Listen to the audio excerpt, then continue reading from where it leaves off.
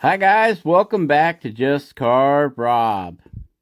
So what are we carving, Rob? Well, the other day I was talking to Jordy Johnson over there at Carve and Fusion, and he said, "Rob, why don't you carve a flying pig?" And I'm like, "Flying pig? I wouldn't even know where to begin." So I took a day or two and thought about it, and I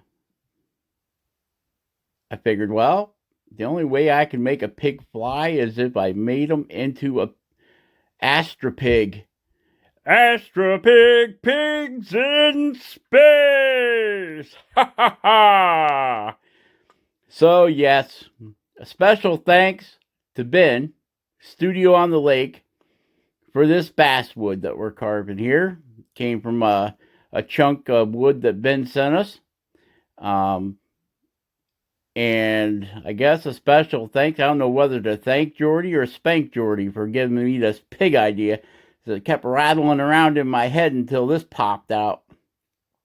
So, yeah, okay. Thanks, Jordy, I think. And we're using the Dremel 4000 with a flex shaft and an extreme cuts all burr to do the shaping of the feet. And we'll be bouncing around with different burrs today. This carving has actually taken me all week to get it carved in between snowstorms. Been busy, busy, busy this week.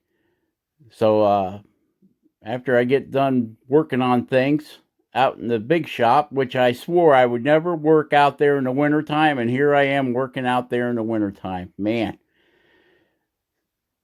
usually this is my carving time. But so the other stuff's been getting in the way a little bit. So anyway, it's taken me, well, today is Sunday, so I had to think about it over last weekend, and by Wednesday, I came up with this guy. I drew him out and kind of scribbled on a piece of paper, kind of an idea what I wanted to do.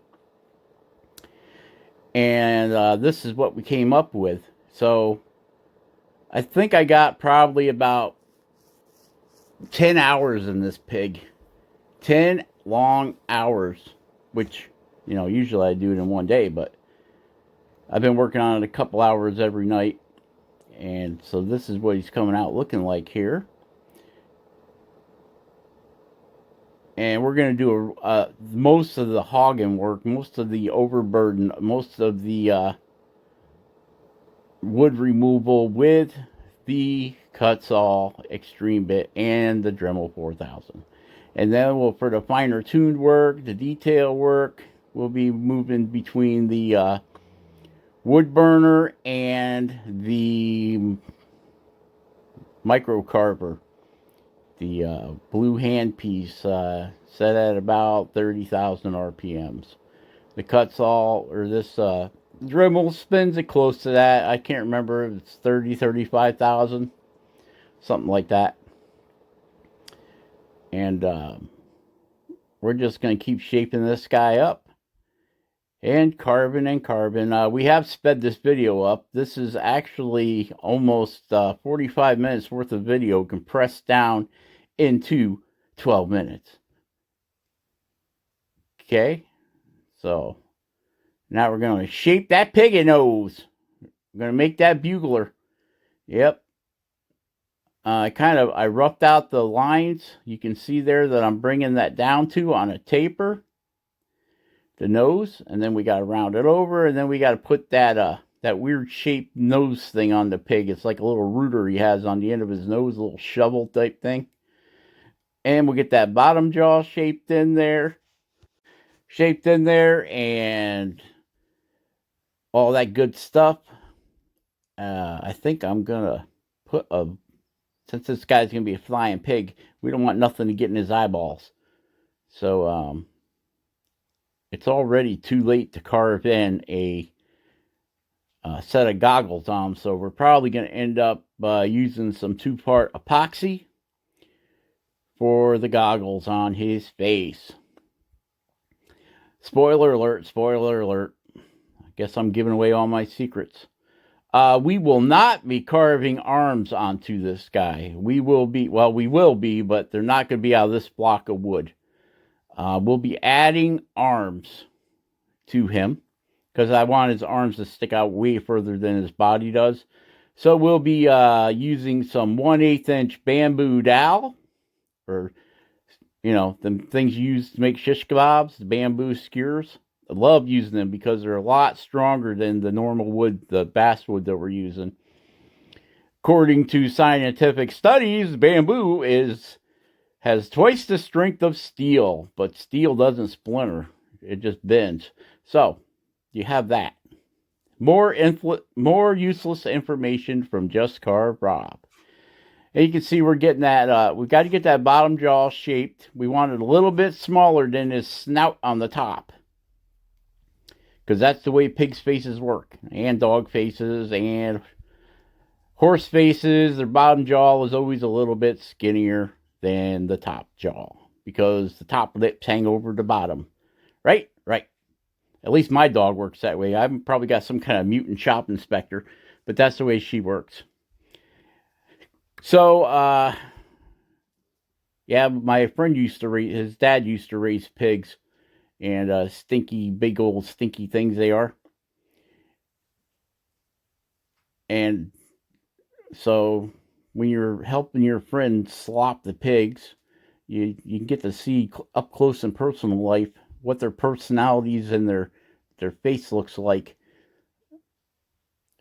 So now we're pushing that mouth back and we're carving a tongue in. That's right, we're giving this piggy a big red tongue. It looks like he's laughing at you. He'll also be giving you the thumbs up, but you'll be seeing that later on. Pigs in space. Do you guys remember that from the Muppet Show? The pigs in space? No? Yeah, well, I used to like the Muppets. They used to crack me up. So we're putting a little rooter tooter thing, a little bell on the pig's nose there. Putting that little bell on there. That's what they use for snorting around in the mud. Do you know that thing actually is independent and will move by itself like a finger? They can take that thing and wiggle it. Yep, it's true. I've seen them do it thousands of times. Digging through the mud with their snozzle there. I don't know what the heck they're looking for in the mud. Probably pigs will eat anything. If it's in there, they'll eat it. If you want to clear property, best thing you can do is put up a pig pen and let them loose. Put some hogs in there and just let them go. Within 6 or 7 months, there won't be nothing standing. They'll eat the trees, the roots, the ground hogs, whatever they dig up, they'll eat it, man. They root it up.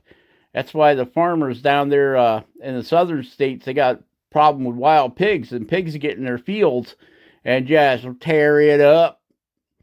And they eat the roots, and when they eat the grass, they eat the roots right out of the grass. When they break into your cornfield, man, they just chop that cornfield right down to the ground.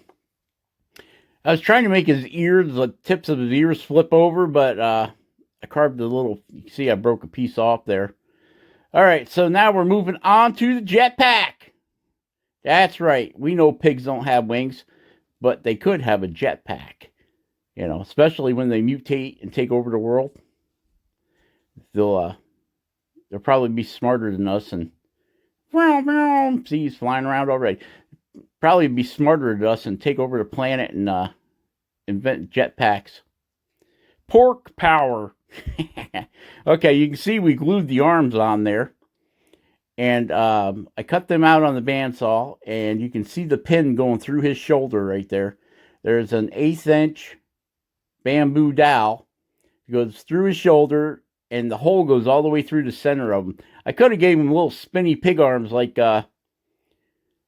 those wind spinners that Ben over there at Studio on the Lake was doing, and I had thought about it, but the angle of the shoulders wouldn't allow it, and I think they whack his head, and then you'd be saying, "Why are you hitting yourself? Why are you hitting yourself? Why are you hitting yourself?" Because you made my arm spin around, Just Carve Rob. That's why I'm hitting myself. So yep. So we just glued them in place.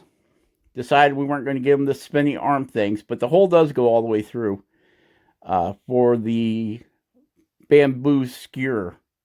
we used the bamboo skewer. Now you can see I didn't cut this one out on the bandsaw because I didn't have quite in my head what I wanted to do with the arms. So I just made this one kind of straight, and they're kind of pointed out because he's kind of a porky pig. You know, he's a portly pig. He's a portly pig, yep.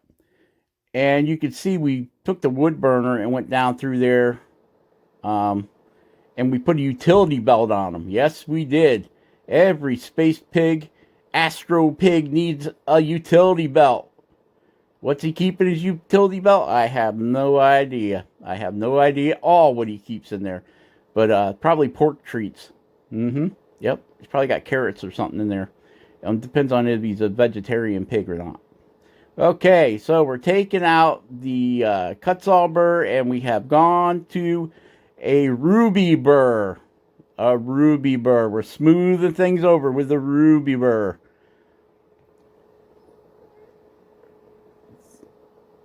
And yeah, you know, I went to the doctor the other day, and doctor asked me how I was doing, and I told him, I said, you know, I keep having these nightmares, and I just can't sleep. He goes, well, what are your dreams about? I said, one night I dream that I'm a teepee.